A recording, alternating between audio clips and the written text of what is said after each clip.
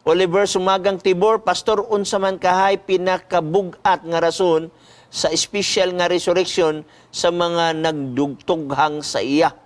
Unsa kuno bugat nga rason sa special resurrection? Nagisgot siya og special resurrection igsoon kay katong nagdughang banhawon man tos pagbalik ni Christ. Sila ra sab ang gibanhaw. Ang uban nga nangamatay naa sa yuta karon.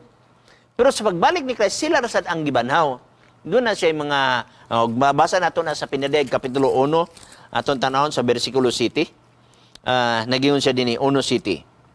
Tanawa, siya umalabot uban sa mga panganod, o makita siya sa tanang mga mata, sa tanan na nagdughang kaniya, ug ang tanang kabanayan sa yuta nagminatay. Unsa ginaw sa tanan na nagdughang kaniya. So meaning to say, pagbalik ni Christ, makita siya sa tanan na nagdughang kaniya. So nagpasabot banhawon gid nang matay. Kay kanang nangamatay dili man na makakita dili banhawon. Pero duha ra ang nabanhaw sa pagbalik ni Christ. Unang Tesalonica kapitulo 4 bersikulo 16, katong nangamatay diha kang Kristo ngadto sa 17. Katong nangamatay diha kang Kristo muuna sa pagbangon. Pero katong uban nga nangamatay dili to siya mabanhaw. Gawas atong nagdughang nga kay special resurrection man na. Gawas atong ang uban nga namatay dili una to siya mabanhaw matapos una ang usa ka libo ka tuig og naa dinhi sa bersikulo 5.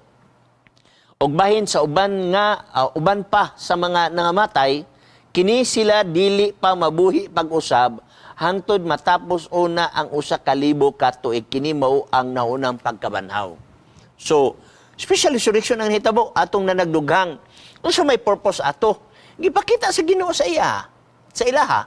Kaya Ginoo manggod sa panahon nga siya gilangsang, gi-challenge siya pag-ayo kung ikaw anak sa Dios kana og diha sa imong cross. Okay? Now, kito gipakita sa ilaha nga siya gayud ang anak sa Dios. Labi na sa iyang pagbalik, makakita sila sa himaya sa Ginoo, nga kanang himaya sa Ginoo nga kung imo tutukan kung makasasala ka, mamatay ka gyud.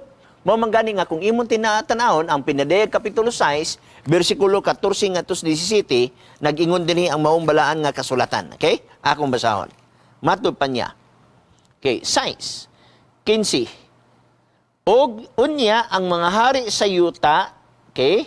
Ang mga kadagkuan og mga general, ang mga dato, apilin nga dato og ang mga kusgan, og ang matag-usa, ulipon, taong gawas, mitago sa mga langob, og sa mga pangpang sa kabukiran, og na nag-ingon ngadto sa kabukiran, og kapangpangan, tumpagi kami, og tabuni kami, gikan sa naong nga naglingkod sa trono, o gikan sa kapungot sa kordero. So na ang general, na ang mga dato. Ang dato igsuon, panalangin na, labi nag-imong gihaguan, labi na imong gitrabahoan, labi nagikan sa Ginoo.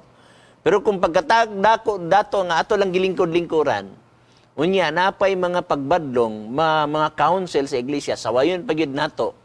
Kay lagi kabus pa datoon kay ang mga pobre lagi kuno iya sa ginharian ni Satanas. Mao man ay giingon sa pikas. So, imo makita dinhi. I hope nga dili ni taga-kapah, no? Ako naglaom nga dili ni siya taga-kapah. Wa ko gahukom ha. Naglaom nga itang dili taga-kapah. Kay na may mga taga-kapah igsoon nga nang ginaway na sa Seventh-day Adventist.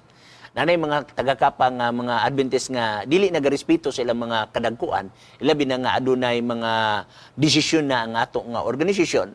Basta igo lang ko gabasa sa balang kasulatan. General, dato, kusgan, kanang mga tawana igsoon nawad-an na sa ilang gugma sa iglesia. Nawad-an na sa gugma ngadto sa ilang Dios. Gipasiblabi na nila ang mga butang nga iya sa kalibutan. I hope nga wala na diha nga mga punto ha.